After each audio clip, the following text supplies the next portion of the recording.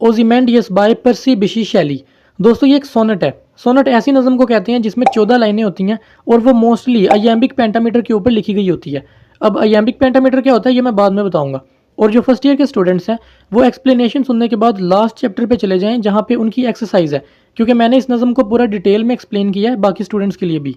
दोस्तों ओजिमेंडियस एक बादशाह का नाम है, लेकिन ये बादशाह का असल नाम नहीं है। बादशाह का असल नाम है रैमसीज II, जो कि मिस्र का रहने वाला एक फिरौन था, यानी इजिप्शियन फ़ैरो था। मोस्ट ऑफ द टाइम ऐसा होता है जब राइटर ने किसी बंदे को क्रिटिसाइज करना होता है तो वो उसका असल नाम नहीं लेता बल्कि खुद से उसे एक नाम दे देता है, जिस तरह यहाँ पे पीबी शैली ने इस बादशाह को ओजिमेंडियस अपने से एक नाम दे दिया। तो चलें इसे डिटेल में पढ़ते हैं। I met a traveller from an antique land who said. अब यहाँ पे पीबी शैली बोल रहा है, यानी जो राइटर है इस पोएम का, वो कह रहा है कि मैं एक आदमी से मिला जो कि एक पुरानी ज़मीन से आया था। एंटीक लैंड का मतलब है एक ऐसी जगह जो कि बहुत पुरानी है, वहाँ से आया था और उसने राइटर को कुछ बताया। अब वो क्या बताता है? Two vast and trunkless legs of stone stand in the desert. वो आदमी राइटर को बताता है कि मैंने 2 पत्थर की बनी हुई टांगे देखी जिनके ऊपर धड़ नहीं था। ट्रंकलेस, ट्रंक जो है वो आदमी के इस हिस्से को कहते हैं कि इस हिस्से के बगैर 2 टांगे पत्थर की बनी हुई सहरा में खड़ी थीं, यानी रेत के ऊपर खड़ी थीं। Near them on the sand half sunk a shattered visage lies. और उन टांगों के पास एक पत्थर का बना हुआ सर पड़ा था जो आधा रेत के अंदर धंसा हुआ था और वो टूटा फूटा था।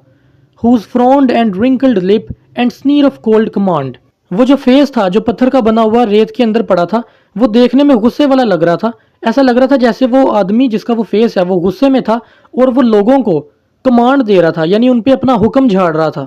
दोस्तों ये असल में उस बादशाह का स्टैचू था जिसे ओजिमेंडियस कहा गया है कि वो उसका स्टैचू टूटा हुआ है, उसका फेस ज़मीन पे पड़ा है रेत के अंदर आधा धंसा हुआ और वो गुस्से में था उसका face. Tell that its sculptor well those passions read which yet survive stamped on these lifeless things. अब उसके फेस को देख के, जो कि गुस्से वाला फेस था, उसे देख के ऐसा लगता था कि वो आदमी जिसने ये फेस बनाया है, यानी वो स्कल्प्टर। दोस्तों स्कल्प्टर एक ऐसे आदमी को कहते हैं जो पत्थर को तराश के उसकी चीज़ें बनाता है। यानी वो जो स्कल्प्टर था उसने बादशाह के उस इमोशन को अच्छी तरह कैच किया और उसको फिर पत्थर के ऊपर स्टैम्प किया, यानी पत्थर के ऊपर बनाया, जो आज भी सर्वाइव कर रहा है। यहाँ पे लाइफलेस थिंग्स का मतलब है पत्थर।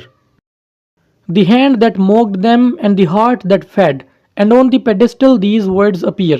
अब उसके जो हाथ थे, यानी जो स्कल्प्टर है, जो बनाने वाला है, उसके हाथों ने बड़े अच्छे तरीके से एग्जैक्ट वही इमोशन बनाए और उसके दिल ने बड़े अच्छे तरीके से बादशाह के इमोशंस को कैच किया। यानी दोस्तों बनाने वाले ने बादशाह को इस तरह बनाया जिस तरह वो एग्जैक्ट था, क्योंकि वो बादशाह था, अपने आप को बहुत बड़ा समझता था और लोगों पे हुक्म झाड़ता था।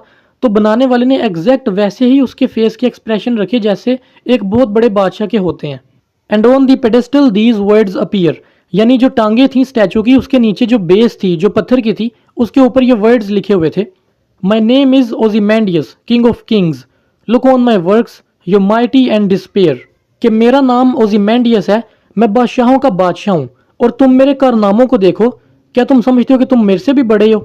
दोस्तों ये बादशाह के वर्ड्स थे जो उसने लिखवाए थे। बादशाह तो अब मर चुका था, लेकिन जब ये स्टैचू बनाया गया था तो उस स्टैचू के नीचे ये वर्ड्स लिखे गए थे।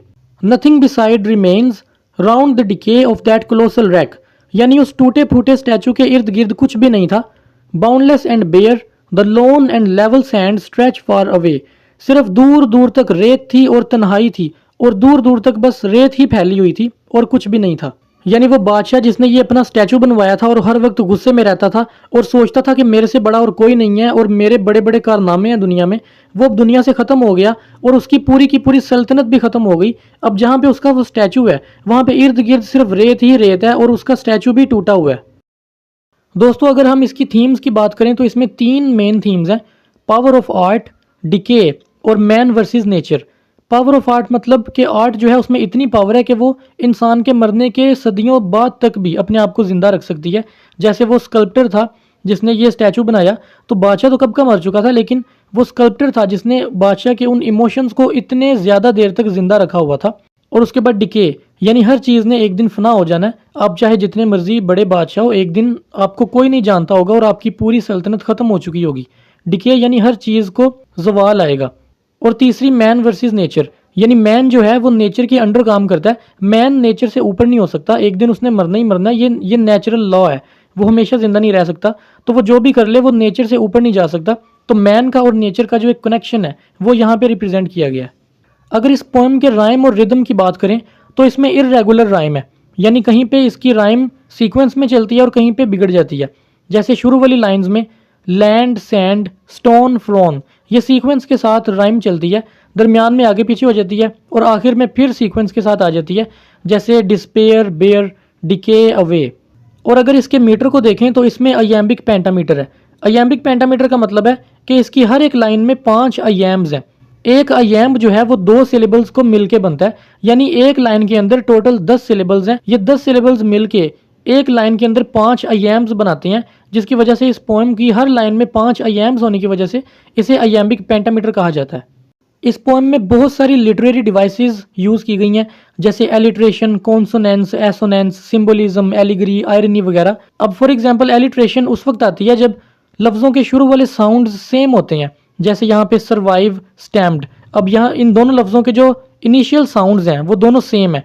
इसके अलावा रिमेन्स, राउंड, बाउंडलेस, बेयर, यहाँ पे आर आर और बी ये सब सेम है, इसे एलिट्रेशन कहते हैं। और सिंबलिज्म जो है वो यानी चीज़ों को सिंबलाइज करना, जैसे रिंकल्ड लिप। अब यहाँ पे रिंकल्ड लिप का मतलब है कि गुस्से का इजहार करना, तो रिंकल्ड लिप जो है वो सिंबलाइज करते हैं गुस्से को, एंगर को, इसमें सिंबलिज्म है। एलिगरी कहती हैं हिडन मीनिंग को, यानी अगर किसी पोएम में हिडन मीनिंग है, वो एक हिडन मैसेज दिया जा रहा है, उसे एलिगोरिकल पोएम कहा जाता है। अब इसमें एक तो बज़ाहिर ये नज़र आ रहा है कि वो एक स्टैचू की डिस्क्रिप्शन दे रहा है, लेकिन असल में वो बताना ये चाह रहा है कि कोई भी आदमी चाहे जितना मर्जी बड़ा हो जाए, उसने एक ना एक दिन डिके ज़रूर होना है। तो ये एलिगरी है, यानी एक हिडन मैसेज इसमें दिया जा रहा है। तो ये लिटरेरी डिवाइसेस हैं जो इसमें यूज़ की गई हैं। अब इसकी एक्सरसाइज करते हैं। मैं सोल्व क्वेश्चन कुछ सेकंड के लिए स्क्रीन पे चलाऊंगा, आपने उनको रोक के या स्क्रीनशॉट लेके उसे आराम से पढ़ लेना है। तो चलें शुरू करते हैं।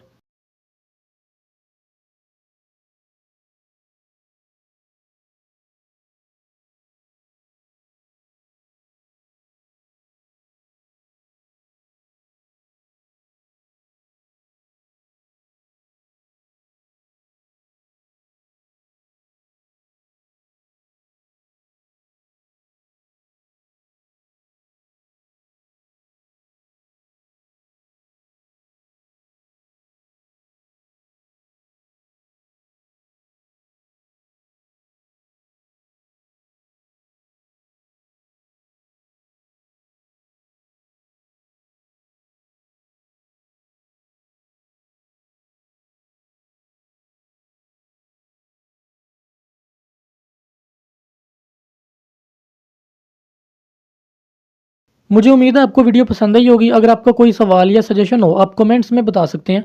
तो मिलते हैं अगली वीडियो में।